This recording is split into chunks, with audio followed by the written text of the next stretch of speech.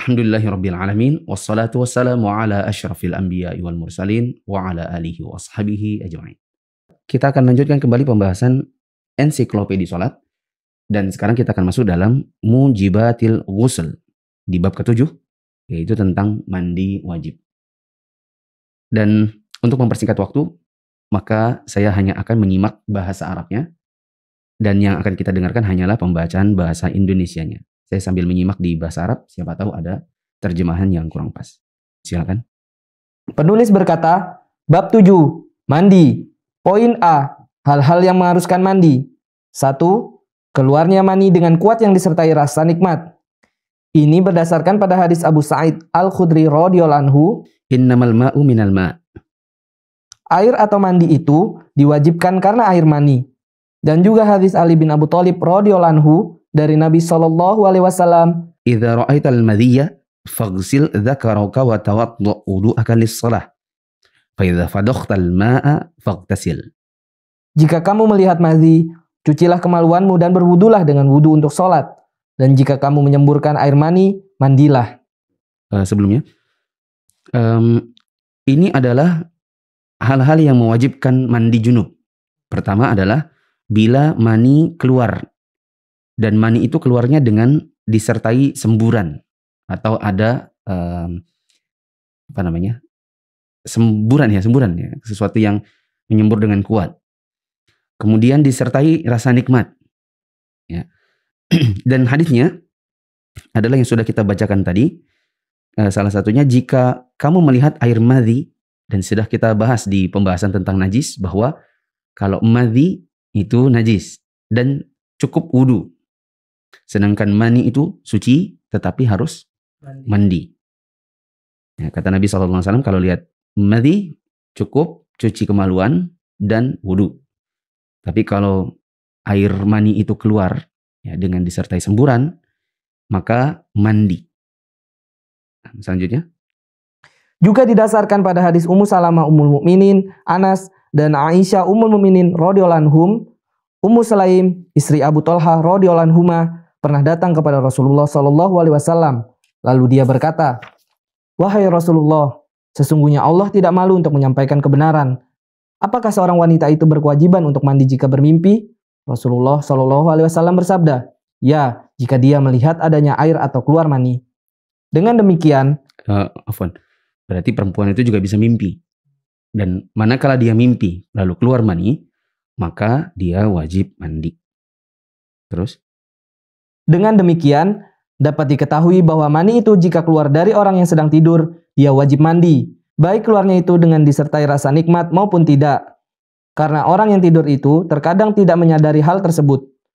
Oleh karena itu, jika seorang laki-laki atau perempuan bermimpi, lalu bangun, kemudian dia melihat adanya air mani, dia harus mandi. Dan jika bangun, tetapi tidak melihat adanya air mani, tidak wajib baginya mandi. Nah, saya kira harusnya ini masuk dalam bab tentang mimpi ya. Tapi ya sudah, nggak apa-apa, dijadikan dalil. Terus? Ibnu Munzir mengatakan, hal itu telah disepakati oleh para ulama. Jika seseorang bangun tidur, lalu mendapatkan sesuatu yang basah, tidak lepas darinya 3 kemungkinan, yaitu, pertama, dia meyakini bahwa itu adalah mani. Pada saat itu dia harus mandi, baik dia ingat bahwa kejadian itu disebabkan oleh mimpi maupun tidak. Penulis di sini memasukkan masalah mimpi ke dalam masalah keluarnya air mani. Jadi tidak dibuat poin khusus. Jadi bukan gini. Yang mewajibkan mandi. 1, keluar mani. 2, mimpi. Dia tidak buat seperti itu, tapi mimpi langsung dimasukkan dalam keluarnya mani. Kemudian orang yang tidur lalu kemudian terbangun, ya, maka ini ada beberapa keadaan. Pertama, dia lihat pakaiannya basah. Dan dia yakin bahwa itu mani. Meskipun mimpinya nggak ingat. Mimpi apa ya? Mimpi apa ya? Ini kok kayaknya ada air mani. Kemudian misalnya dia lepas pakaiannya, dia cium, dia tahu itu aroma khas maninya. Lalu dia meyakini bahwa itu adalah mani, maka dia wajib mandi. Meskipun nggak ingat mimpi apa. Terus? Oleh karena itu, ketika Umar radhiyallahu anhu melihat di bajunya mani, Karena mimpi, sedang dia sudah mengerjakan sholat subuh dengan orang-orang muslim lainnya, dia pun mandi dan mencuci bajunya. Setelah itu mengerjakan sholat lagi. Ada kejadian Umar sudah selesai sholat subuh. Lalu dia melihat, oh ini ada air mani. Ya, maka Umar pun mandi lalu mengulang sholatnya tadi. Karena sholatnya tidak dianggap sah. Selanjutnya. Dengan demikian, Umar telah mengulangi sholatnya karena mimpi dalam tidurnya yang paling akhir dengan mengenakan baju tersebut. Kedua, dia meyakini bahwa air itu bukan mani. Pada saat itu, dia tidak harus mandi tetapi dia harus mencuci bagian yang basah tersebut. Sebab pada saat itu hukum yang berlaku padanya adalah hukum air kencing. Yang kedua adalah kayaknya mimpi. Ya, tapi yakin itu bukan mani. Misalnya dia copot celananya, lalu dia cium, dia baui. Dia dapati baunya itu bukan bau mani, tapi lebih netral. Maka orang seperti ini kewajibannya hanya mencuci bajunya, menghilangkan bekas-bekas airnya, air yang ada pada pakaian itu. Tapi dia tidak punya kewajiban mandi. Ya, ada di antara para ulama ada yang mengatakan ini namanya mani capek. Maksudnya adalah seperti mani, tapi dia bukan karena mimpi, melainkan hanya karena kondisi tubuh, entah kedinginan, entah kecapean. Ya, yang jelas kalau anak pribadi pernah mengalaminya adalah dibaui, oh ini bukan bau mani, maka airnya cukup dicuci, lalu kemudian wudhu dan tidak perlu mandi. Ketiga, dia tidak mengetahui apakah sesuatu atau cairan itu mani atau bukan. Keadaan ketiga ini tidak lepas dari dua hal sebagai berikut. Tunggu dulu. Yang ketiga adalah dia tidak tahu ini mani atau bukan. Loh, yang kedua tadi apa? Yang kedua tadi yakin bukan. Makanya dia bilang tadi dibaui. Setelah dibaui, yakin ini bukan mani. Nah ini agak bingung nih. Ya, aromanya kok samar-samar. Kayak mani tapi kayak juga bukan. Gitu. Maka ada keadaan berikut ini. Satu. Pertama, dia ingat bahwa dia telah mencumbui istrinya atau memikirkan hubungan badan atau memandang istrinya disertai dengan nafsu syahwat. Jika demikian, cairan itu dikategorikan sebagai mazi karena ia keluar setelah memikirkan hubungan badan yang seringkali keluar tanpa disadari. Ia tidak berkewajiban mani besar, hanya saja dia harus berwudu seperti wudu untuk sholat setelah mencuci kemaluan dan buah zakarnya dan baju yang terkena mazi tersebut. Ini mani atau bukan ya? Bingung. Maka kalau sebelumnya ada percumbuan atau ada memikirkan perhubungan atau hubungan badan, maka airnya dihukumi madhi. Karena dihukumi hanya madhi, maka cukup mencuci air madhi yang ada pada celana. Tidak usah seluruh celananya, cukup airnya itu saja yang dihilangkan. Kemudian cukup wudhu. Ya. Oh ya, dengan terlebih dahulu mencuci kemaluan. Di sini dikatakan dengan buah zakarnya. Karena ada juga di antara para ulama ada yang mengatakan hanya bagian kemaluan yang kena air madhi saja. Ada yang mengatakan seluruh buah zakarnya juga termasuk. Al-Qur'an nggak perlu mandi. Oke. Yang kedua. Kedua, keluarnya hal tersebut tidak didahului oleh pikiran atau khayalan hubungan badan dan tidak juga cumbuan dengan istri. Yang kedua ini sudah nggak tahu apakah ini madhi atau bukan. Kemudian tidak ada juga didahului dengan percumbuan atau memikirkan hubungan. Maka ini ada khilaf lagi. Silakan. Mengenai hal ini terdapat dua pendapat ulama. Pertama, ia wajib mandi. Hal itu didasarkan pada hadis Aisyah radhiyallahu anha. Dia menuturkan, Rasulullah SAW pernah ditanya tentang seseorang yang mendapatkan sebagian dari pakaiannya basah, tetapi dia tidak ingat bahwa hal itu akibat mimpi. Beliau bersabda, dia harus mandi. Ditanya juga tentang seseorang yang ingat bahwa dia telah bermimpi, tapi dia tidak mendapatkan bagian yang basah atau mani. Beliau pun bersabda, tidak ada kewajiban mandi baginya. Tetapi yang terbaik baginya adalah mandi, karena adanya kesesuaian dengan khobar di atas, sekaligus untuk menghilangkan keraguan. Hal itu juga dimaksudkan sebagai tindakan ihtiyati atau kehati-hatian. Ya, pendapat pertama adalah tetap wajib mandi. Karena kelihatan ada air. Meskipun tidak jelas air ini mani atau bukan. Dan meskipun tidak ada percumbuan. Ya, sebaiknya tetap mandi karena ini ihtiyat. Ya, lebih berhati-hati. Nah, pendapat kedua? Kedua, Dia tidak wajib mandi, karena hukum pokok yang berlaku adalah suci, dan keadaan suci itu tidak bisa dihilangkan oleh keraguan, tetapi harus benar-benar dengan keyakinan. Yang kedua, tidak ada kewajiban mandi. Ya, tetap wudu saja. Ya. Karena hukum asalnya adalah suci dan tidak bisa dihukumi najis atau tidak bisa dihukumi sebagai mani kecuali kalau memang yakin. Ya, tidak ada kewajiban mandi kecuali karena yakin itu adalah mani. Anak pribadi ya lebih condong yang kedua, yaitu tidak wajib mandi. Berikutnya adalah sebab kedua kenapa kita harus mandi. Silakan. Kedua, bertemunya dua kemaluan.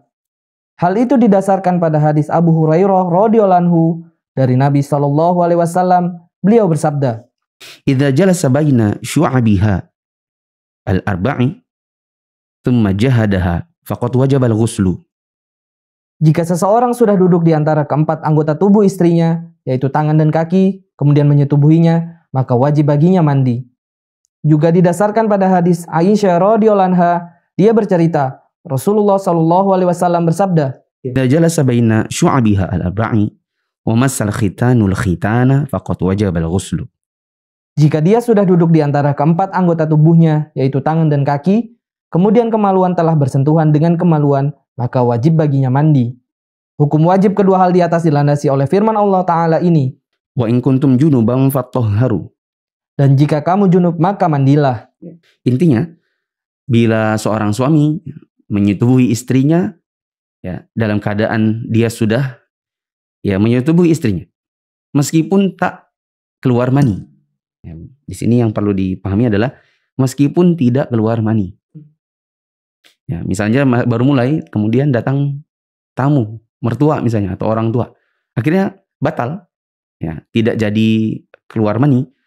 Kemudian tamu pulang, datang waktu sholat, apakah dia harus mandi? Jawabannya tetap wajib mandi, meskipun tidak keluar mani. Ketiga, Sebab ketiga, masuknya orang kafir ke agama Islam, baik dia sebagai orang kafir yang belum pernah masuk Islam sebelumnya, maupun orang muslim yang menjadi kafir karena murtad. masuk Islam.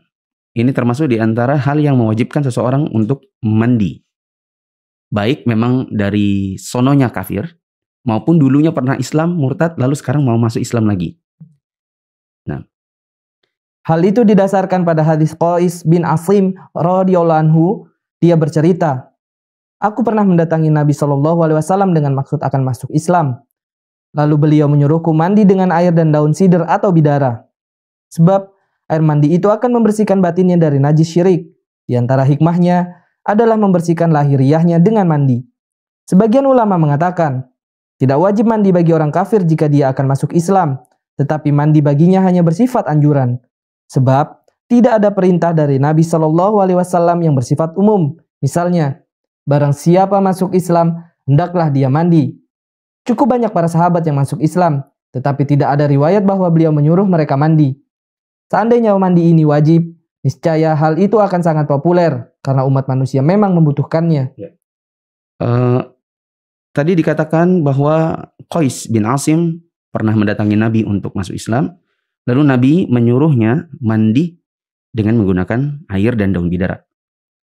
Masuk Islam mensucikan batinnya, sedangkan mandi junub itu mensucikan raganya. Dikatakan di sini tadi, ini penting ya. Sebagian ulama berkata tidak ada kewajiban. Mandi itu hanya mustahab saja, hanya anjuran. Nah, kenapa demikian hanya anjuran? Karena yang masuk Islam dari kalangan sahabat itu banyak. Sedangkan kok yang menukilkan pernyataan disuruh mandi ini cuman Qais. Ya, atau sangat sedikit dari sahabat. Padahal yang masuk Islam kan banyak. Harusnya kalau memang itu adalah sebuah kewajiban, tentu para sahabat menukilkan kepada kita secara jamak. Gitu. Aku masuk Islam, aku mandi. Aku masuk Islam, aku mandi. Aku dulu masuk Islam juga, lalu disuruh Nabi mandi. Harusnya kan ramai gitu. Ya, tetapi ini bukanlah sesuatu yang masyhur. Berarti perintah mandi ini bukan perintah general, melainkan hanya sekedar anjuran saja. Nah, tapi ada nanti pendapat yang lebih kuat. Wallahu a'lam. Coba dibaca dulu. Namun demikian, pendapat tersebut dibantah dengan pernyataan bahwa pendapat yang diwajibkan mandi itu lebih kuat. Karena perintah Nabi Shallallahu Alaihi Wasallam untuk salah seorang dari umat ini merupakan perintah bagi seluruh umatnya. Yang benar adalah tetap wajib mandi. Karena perintah untuk satu itu adalah perintah untuk semuanya. Nah, kecuali ada dalil yang memalingkannya. Atau kecuali ada dalil khusus yang mengatakan oh kondisi orang ini saja, tidak untuk yang lainnya. Ya, tetapi tidak ada pengecualian seperti ini, maka kalau diperintahkan kepada Qais bin Asim, maka ini adalah perintah untuk seluruh umat. Siapa yang masuk Islam, maka dia wajib mandi. Sebagian ulama ada yang berkata pendapat yang lain. Coba dibaca. Sedangkan ulama lainnya mengatakan, jika pada masa kekufurannya itu dia melakukan sesuatu yang mengharuskannya mandi, dia wajib mandi. Tapi jika tidak melakukan sesuatu yang mengharuskan mandi, tidak wajib baginya mandi. Nah, ini pendapat yang wallahu a'lam nampaknya lebih kuat. Ya, saya juga lebih pilih pendapat ini, yaitu kalau waktu di masa dia kafir ada hal-hal yang mewajibkan mandi, ya maka dia wajib mandi. Kalau tidak, maka tidak.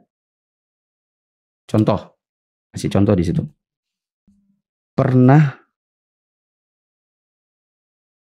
jima. Misalnya dia sudah besar, dia sudah menikah, terus dia masuk Islam.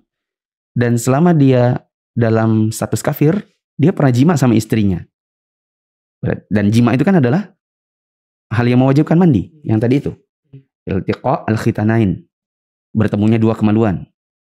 Maka dia wajib mandi. Kedua, misalnya sudah mimpi. Misalnya dia masuk Islam di usia 20 tahun. Nah, di usia 20 tahun kan dia pernah mimpi basah.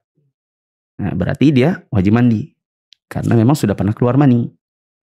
Gitu. Tapi kalau contoh, ini masuk Islam ini anaknya ikut bapaknya. Ya, bapak ibunya masuk Islam, anaknya dibawa juga. Anaknya masih usia 5 tahun, 8 tahun, 9 tahun. 3 orang misalnya. Dan 3 ini belum ada yang mimpi, belum ada yang baligh. Maka anak-anak ini tidak wajib mandi junub. Gitu. Ini pendapat yang wallahu a'lam lebih kuat. Selanjutnya. Al-Alamah bin Bas mengatakan, mandi untuk masuk Islam itu adalah sunnah, bukan wajib. Karena Nabi Shallallahu Alaihi Wasallam tidak memerintahkan sekumpulan orang yang banyak untuk mandi. Sedangkan Ibnul Qayyim menyebutkan, perintah Nabi Shallallahu Alaihi Wasallam tentang hal itu adalah benar. Dan pendapat yang paling benar adalah mewajibkan mandi bagi orang yang junub pada saat dia kafir dan bagi yang tidak junub juga. Ya, adapun Syekh bin Baz mengatakan ini cuma sunnah. Ibnu Qayyim mengatakan ini adalah wajib, baik yang pernah junub maupun yang tidak pernah junub semasa kafirnya. Pendapat yang tengah-tengah tadi adalah kalau dia pernah junub di masa kafirnya maka dia mandi. Kalau belum pernah junub maka dia tidak wajib mandi. Sekarang hal yang keempat yang mewajibkan mandi. Keempat, kematian seorang muslim selain orang yang mati syahid dalam peperangan. Hal itu didasarkan pada hadis Ibnu Abbas radhiyallahu anhuma bahwa Nabi Shallallahu Alaihi Wasallam pernah bersabda berkenaan dengan orang yang dilemparkan oleh untanya sedang dia waktu itu tengah berihram di Arafah. Ighsiluhu bima'in wa sidrin wa kaffinuhu fi thawbayhi. Mandikanlah dia dengan air dan daun sidr atau bidara, lalu kafanilah dia dengan kedua bajunya itu. Dan juga didasarkan pada hadis Ummu Atiyah radhiyallahu anhuma. Dia bercerita, Nabi Shallallahu Alaihi Wasallam pernah masuk menemui kami, yang ketika itu kami tengah memandikan putrinya. Beliau bersabda, memandikan di sini karena putrinya wafat ya. Jadi jangan dikira kami mandikan putrinya masih kecil, bukan. Coba diulang. Saya khawatirnya nih dikira memandikan putri yang masih kecil, khawatirnya gitu. Coba diulang cara membaca terjemahnya. Nabi Shallallahu Alaihi Wasallam pernah masuk menemui kami, yang ketika itu kami tengah memandikan putrinya. Ya, putrinya dalam kurung yang wafat. Ya. Pokoknya Anda tadi kalau gini aja, Anda lagi bayangin tetangganya mandiin putrinya masih kecil. Ya. Atau bisa juga ditulis jenazah putrinya. Kami sedang memandikan jenazah putrinya. Apa kata beliau? Ighsilnaha thalathan aw khamsan aw akthar min dhalik in ra'aitunna dhalik. Mandikanlah dia 3 atau 5 kali atau lebih dari itu jika menurut kalian hal itu memang diperlukan. Nah, dari sini kita bisa ambil kesimpulan bahwa orang yang wafat bukan karena syahid di medan perang, maka dia dimandikan. Sebagaimana perintah Nabi SAW ketika putrinya wafat, kemudian putrinya dimandikan oleh para akhwat. Selanjutnya yang kelima. Kelima, haid. Berakhirnya masa haid merupakan salah satu syarat wajibnya mandi. Seandainya seorang wanita mandi sebelum suci, mandinya tersebut tidak sah karena di antara syarat sahnya mandi adalah suci. Ya. Salah satu yang mewajibkan seseorang mandi adalah manakala haidnya sudah berhenti. Tapi harus berhenti dulu, baru bisa dianggap sah mandinya. Kalau misalnya dia punya siklus 7 hari. Hari ketiga nekat mandi karena suaminya minta. Ya, maka ini tidak sah mandinya. Mereka berdosa. Karena haid belum terhenti. Nah, hal ini. Hal itu didasarkan pada firman Allah Ta'ala. Wa yas'alunaka 'anil mahid. Qul huwa adhan fa'tazilun nisa'a fil mahid. Wa la taqrabuhunna hatta yatahhurn. Wa idza tatahharna fa'tuhunna min haitsu amarakumullah. Innallaha yuhibbut tawwabin wa yuhibbul mutatahhirin. Mereka bertanya kepadamu tentang haid. Katakanlah, haid itu adalah suatu kotoran. Oleh sebab itu, hendaklah kamu menjauhkan diri dari wanita di waktu haid. Maksudnya jangan menjauhkan diri, bukan terus sama istri nggak mau seranjang, kan ya? Menjauhkan diri sini maksudnya adalah hendaklah menghindari hubungan. Tidak boleh berhubungan. Oke? Selanjutnya. Dan janganlah kamu mendekati mereka sebelum mereka suci. Apabila mereka telah suci, maka campurilah mereka itu di tempat yang diperintahkan Allah kepadamu. Di sini ada kesalahan terjemah. Dan sudah pernah kita bahas dahulu waktu awal-awal. Yang benar adalah bukan ketika mereka suci, tetapi mereka telah bersuci. Karena beda suci dengan bersuci. Suci itu sekedar hilangnya darah. Bersuci itu artinya mandi. Coba diulang. Apabila mereka telah bersuci, maka campurilah mereka itu di tempat yang diperintahkan Allah kepadamu. Sesungguhnya Allah menyukai orang-orang yang bertaubat dan menyukai orang-orang yang mensucikan diri. Quran Surat Al-Baqarah ayat 222. Saya kira jelas. Tadi harus ada yang diganti. Bahwa apabila sudah bersuci, artinya sudah mandi, baru boleh dicampur istrinya. Gak boleh seseorang mengatakan, misalnya, yuk Mi. Terus istrinya bilang, tapi belum mandi. Lalu dia bilang, udah gampang, nanti aja. Mandinya sekalian, double. Buat haid, sekaligus buat jima. Yang gak boleh. Harus mandi dulu buat haid. Baru boleh dicampur. Didasarkan juga pada hadis Aisyah radhiyallahu anha bahwa Fatimah binti Abi Hubeish pernah mengalami istihadah. Lalu dia bertanya kepada Nabi SAW. Beliau pun menjawab, Dzalika 'irqun wa laysat bil haidati. Fa idza aqbalatil haidatu fad'i as-salata wa idza adbarat faghtasili wa shalli. Itu adalah sejenis keringat, bukan haid. Ya, keringatnya ganti. Ya, betul sih, keringat itu irqun juga. Tapi yang paling masyhur itu kita terjemahkan pecahnya pembuluh darah. Atau pembuluh darah terluka. Pecahnya pembuluh darah. Nah, kalau nanti dikira keringat kayak kita seperti biasa kelenjar keringat. Coba diulang. Itu adalah pecahnya pembuluh darah, bukan haid. Oleh karena itu, jika waktu haid datang, tinggalkanlah sholat. Dan jika waktu haid itu telah berlalu, mandi dan sholatlah. Nah, ini tadi adalah pertanyaan Fatimah binti Abi Hubeish. Bahwa dia mengalami keluarnya darah terus-menerus. Yang bukan dengan siklus. Kalau siklus itu namanya apa? Haid. Nah, ini nggak pakai siklus. Terus-menerus. Dan warnanya, kekentalannya juga bukan seperti haid. Ya, itu namanya istihadah. Apa namanya? Istihadah. Ya. Dan istihadah ini, kata Nabi, itu adalah karena pecahnya pembuluh darah. Maka, karena ini bukan haid, maka kamu tetap harus sholat. Nanti akan datang insya Allah bab khusus tentang masalah ini. Ya. Adapun kalau yang datang adalah haid, maka tinggalkan sholat. Kalau haidnya selesai, mandi, lalu sholat. Perkataan Nabi, wa idza adbarat faghtasili wa shalli, jika habis masa haid, maka mandilah dan sholatlah. Ini menunjukkan bahwa salah satu yang mewajibkan mandi adalah haid, alias selesai haid. Sekarang yang terakhir, yang ke-6 adalah nifas. Nifas Berhentinya darah nifas merupakan salah satu syarat wajibnya mandi. Sebab nifas itu sama seperti haid. Karena sebenarnya darah nifas itu adalah darah haid. Hanya saja selama masa hamil darah itu berubah menjadi makanan anak. Dan setelah anak yang dikandung itu lahir, darah itu pun ikut keluar karena tidak ada lagi yang mengkonsumsi. Darah tersebut disebut dengan darah nifas. Darah nifas itu keluar bersamaan dengan persalinan atau setelahnya, atau sehari, 2 hari, dan 3 hari sebelumnya. Ada yang namanya darah nifas, yaitu darah yang menyertai kelahiran. Bisa jadi duluan darahnya keluar sebelum kelahiran. Begitu juga waktu sambil lahir sambil keluar darah, itu jelas nifas. Dan akan terus berjalan sampai beberapa hari setelah selesainya seseorang melahirkan. Jadi darah nifas itu keluar sebelum, saat, dan sesudahnya. Nah, ini namanya darah nifas. Dan darah nifas ini hukumnya seperti darah haid. Selanjutnya. Di antara dalil yang menunjukkan bahwa darah nifas itu adalah darah haid adalah sabda Rasulullah SAW kepada Aisyah radhiyallahu anha ketika sedang haid. Malaki anufisti. Apakah kamu tengah nifas? Para ulama telah sepakat untuk mewajibkan mandi karena nifas sebagaimana halnya haid. Di sini ada perkataan Nabi SAW kepada Aisyah, Malaki, kenapa kamu? Anufisti, apakah kamu haid? Tapi Nabi tidak bertanya dengan apakah kamu haid. Nabi tanyanya dengan kata, apakah kamu nifas? Nabi bertanya dengan kata anufisti, sebagai perwakilan dari kata apakah kamu haid. Ini menunjukkan bahwa hukumnya nifas seperti haid.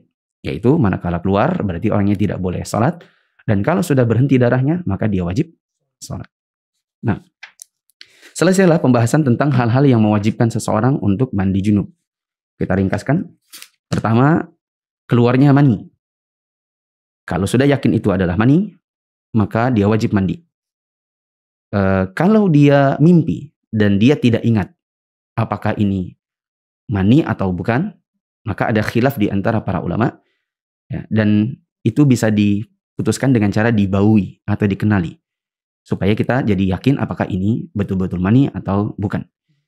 Kemudian kalau seandainya sudah dibaui, dia masih juga belum tahu apakah ini mani atau bukan, maka dia bisa ingat-ingat, kalau dia sempat memikirkan jima atau sempat bercumbu dengan istrinya, maka itu bisa dihukumi sebagai madhi. Maka dia tidak perlu mandi. Dia cukup mensucikan kemaluan, lalu kemudian berwudu. Jika dia tidak yakin apakah ini mani atau bukan, dan tidak ada percumbuan, maka ada khilaf di antara para ulama.